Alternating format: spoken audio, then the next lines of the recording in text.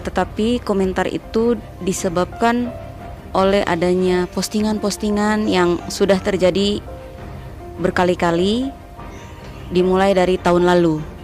Tahun lalu sebenarnya saya sudah memberikan DM, direct message, untuk jangan kayak gitulah, kan gitu ya. Kita ini Mbak Sandi ini public figure yang kalau bikin seperti itu, yang melihat belum tentu semuanya orang berpendidikan, belum tentu semuanya orang berpengalaman. Jadi bisa saja ditiru sehingga bisa mengakibatkan hal-hal buruk. Tapi habis berkomentar yang cukup pedas itu, ada akun yang ternyata akhirnya saya tahu ya Bang, bahwa itu adalah ibu si artis. Saya komentar seperti itu, saya langsung di body shaming. 120 kilo ya Mas, coba lihat Mas, apa saya sampai 120 kilo? Kalau ada timbangan rasanya pengen nimbang nih. 120 kilo. Fakta Bang Pin, ketemu lagi dengan Bang Pin yang terus mengabarkan fakta viral seputar selebritas tanah air yang terus saja bikin berita, dan dengan berita mereka tetap eksis di ranah media. Kali ini masih mengikuti soal konflik antara Shandy Aulia dengan Laura Aprilia, haters yang akan melaporkan balik Shandy Aulia ke polisi. Dan kini Aprilia sudah berada di Jakarta dan speak up ke media. Bahkan Laura Aprilia menantang perang pengacara Hotman Paris yang menjadi pengacara dari Shandy Aulia. Nah, bagaimanakah yang diungkapkan oleh Laura Aprilia ke hadapan media, apa saja yang dikatakannya, dan bagaimana tanggapan netizen terhadap Laura Aprilia yang bahkan melaporkan balik Shandy Aulia ke polisi? Yuk kita simak fakta Bang Pin kali ini. Like, subscribe, and komennya ditunggu, dan jangan lupa selalu ada doa dalam setiap lentikan jarimu.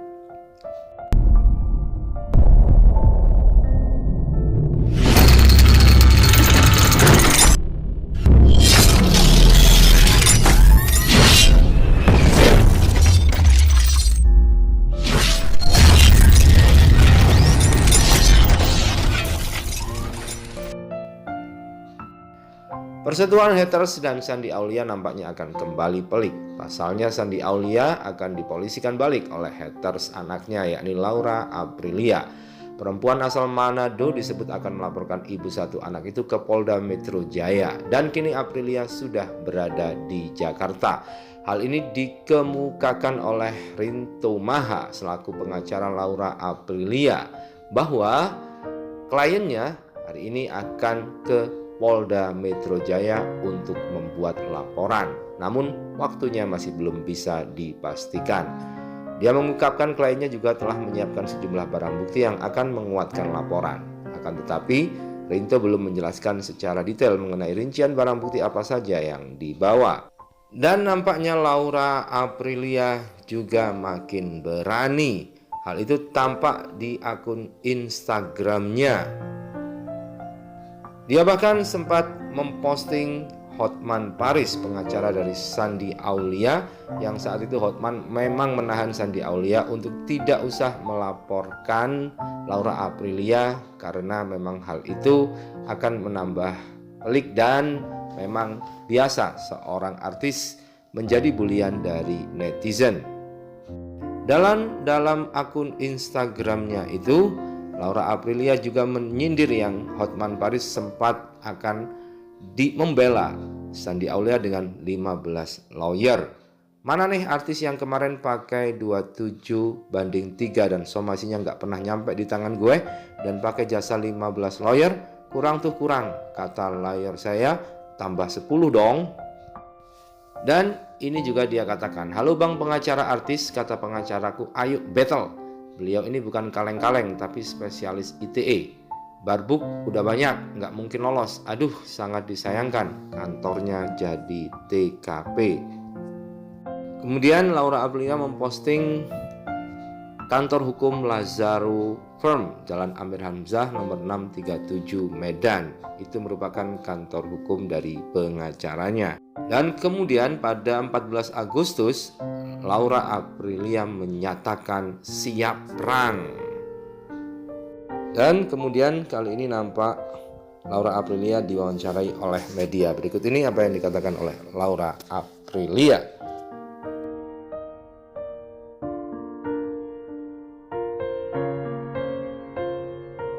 Saya komentar seperti itu, saya langsung di body shaming. 120 kilo ya mas, coba lihat mas, apa saya sampai 120 kilo? Kalau ada timbangan rasanya pengen nimbang nih. 120 kilo dan penuh lemak. Karena saya tidak tahu ini akun siapa dan udah malam, jadi memang jatuhnya emosi. Jadi saya balas memang.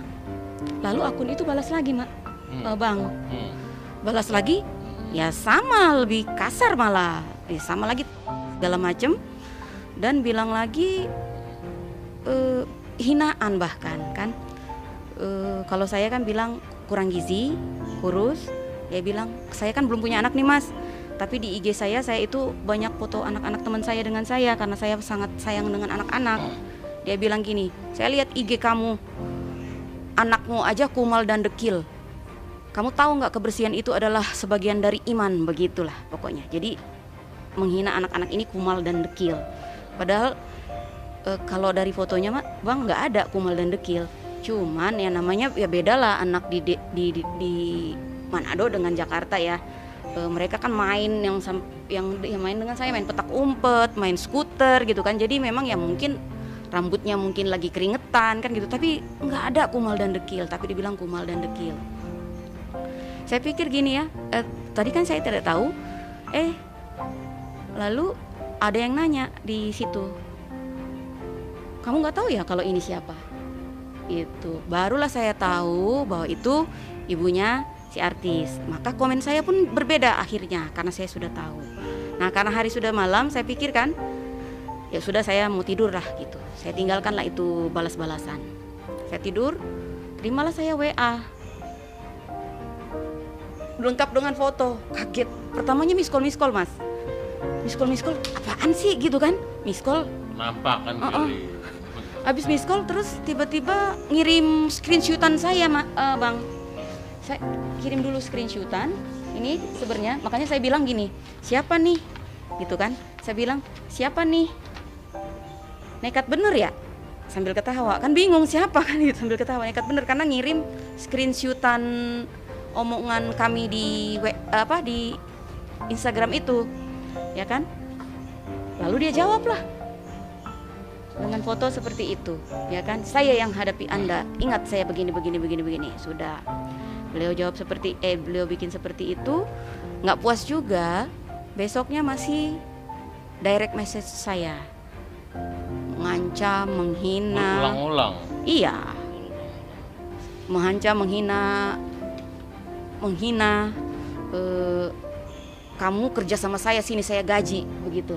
Orang ini bermasalah buat kerjaan. Oh itu nanti di status setelah anaknya dulu. Jadi kalau kamu mau kerja sini saya gaji, begitu katanya mas. Bang. Ya sudah. Tapi saya nggak berpikir akan terjadi yang besar ya. Tiba-tiba hari Jumat, itu kan kejadian tanggal 20 ya. Tanggal 20 itu berarti hari apa? Itu sekitar hari Minggu kali ya.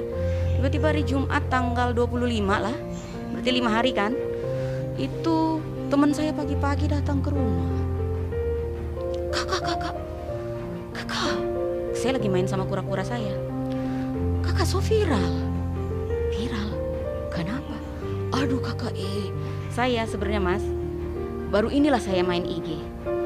Tadinya cuma sekali-sekali. Saya ini kan sukanya di Facebook, karena kalau Facebook kan kalau nulis panjang gitu kan, saya kan suka penyuluhan nih mas. Jadi kalau di Facebook kan bisa nulis tuh penyuluhan panjang-panjang, kata orang-orang sih tulisan saya bagus, begitulah orang suka baca gitu. Kalau di IG kan saya nulis panjang-panjang, orang bilang kayak curhat kan gitu, atau ini kan IG gitu. Jadi di IG memang awalnya hanya foto-foto pribadi bang, ya. Tapi kalau di Facebook bisa dicek saya dari 2009 apa saja yang saya lakukan gitu ya. Saya dari dulu memang senang penyuluhan. Ya memang tugas saya sebagai perawat. Iya. tugas saya sebagai perawat bang adalah utama preventif dan promotif mas. Artinya apa? Pencegahan dan meningkatkan kesehatan masyarakat. Ya, berarti dengan cara apa?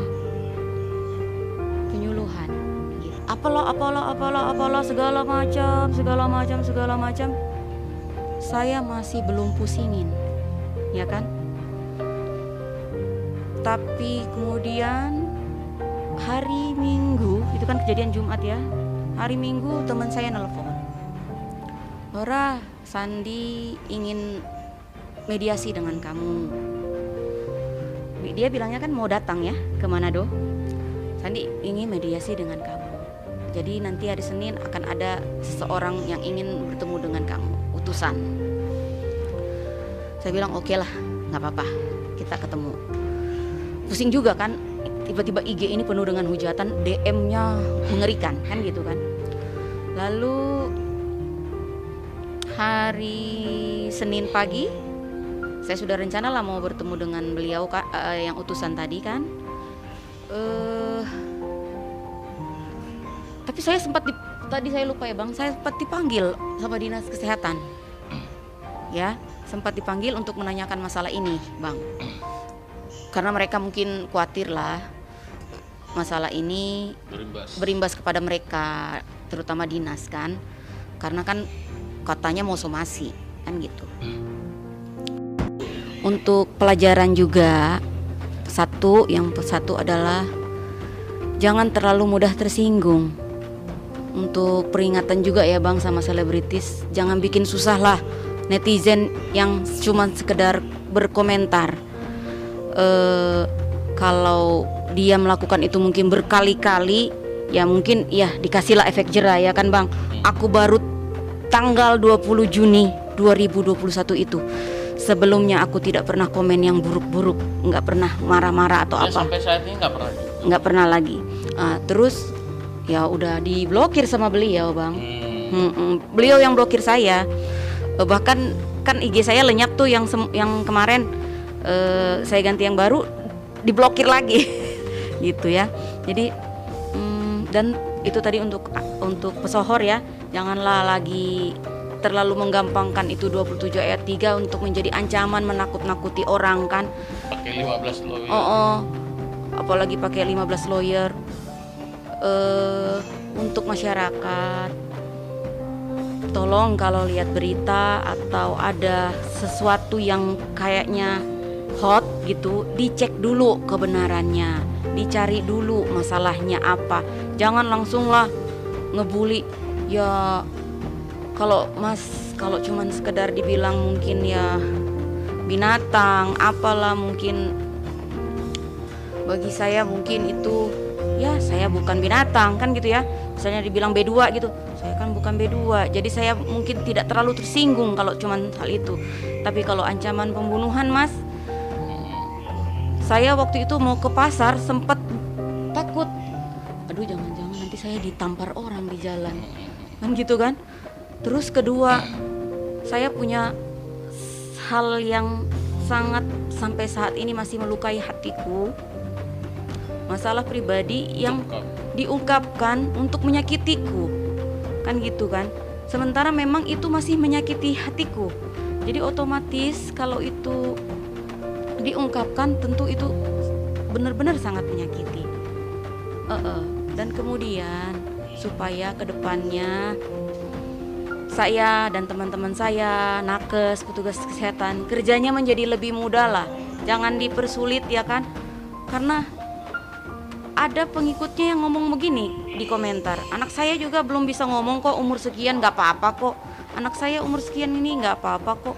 Iya nggak apa-apa memang, tapi nanti ketika dia dewasa dia akan sulit memahami apa maksud orang bicara, ya kan, akan mudah tersinggung.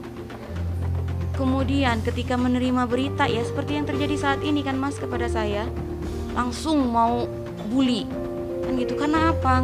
Nggak mau susah. Pikirannya nggak mau susah untuk mencari informasi kan. Gimana coba? Karena 1 di antara 3 balita di Indonesia itu stunting. Bayangin ya, apakah itu bukan masalah mas? Masalah besar dong, kan gitu kan. Kalau di Malaysia aja 1:5, berarti sama masalah, ya kan. Jadi kalau dibilang katanya di luar negeri udah nggak yang kayak Amerika, itu katanya 4 bulan udah bisa kok MPASI. Iya, Amerika udah nggak ada stunting, malah Amerika sekarang masalahnya adalah kelebihan gizi, ya kan, karena kesadaran untuk makan dagingnya bukan lagi tinggi, sangat tinggi kan ya. Tapi kalau kita, ya kan, untuk beli daging aja masih ada yang setengah mati kan. Jadi stunting itu menjadi sangat masalah. Makanya pemerintah bikinlah program ASI eksklusif 6 bulan. Untuk apa? Untuk supaya stunting ini bisa diminimalisir. Lalu setelah 6 bulan itu diberikanlah MPASI. Yang seperti apa MPASI-nya? Harus benar juga. Eksklusif. MPASI itu makanan pendamping ASI kan Bang? Itu harus menu lengkap. Jadi ya saya tegaskan, alpukat itu not MPASI. Alpukat itu buah, ya, bukan MPASI. Ditambah lagi madu. Madu itu untuk anak di bawah 1 tahun itu sangat berbahaya, bisa menyebabkan botulisme. Kalau kita baca di artikelnya banyak kok di Google, untuk di bawah 6 bulan saja itu akan lebih berbahaya lagi. Bayangin diberikan kepada anak di usia 4 bulan sekian hari. Oke, katanya madu yang mahal mungkin kan. Kata dia sih steril Bang, waktu itu bela diri. Steril. Terus kata dia cuma sedikit. Nah, cuma sedikitnya ini segimana? Berapa mili? Ya kan? Karena kalau masyarakat misalnya yang nontonnya itu ibu-ibu yang kurang pengalaman Mas, ya kan? Sedikitnya segimana Mas? Ya kan? Dia bikin itu untuk anaknya Mas, ya kan? Dia bikin. Padahal bikinnya tuh dengan penuh semangat, karena ingin anaknya sehat kan? Tujuannya bagus ini, tapi karena dia kurang pengalaman kan dia pikir itu bagus memang kan? Artis loh, orang kaya kan dia pikirkan pasti betul.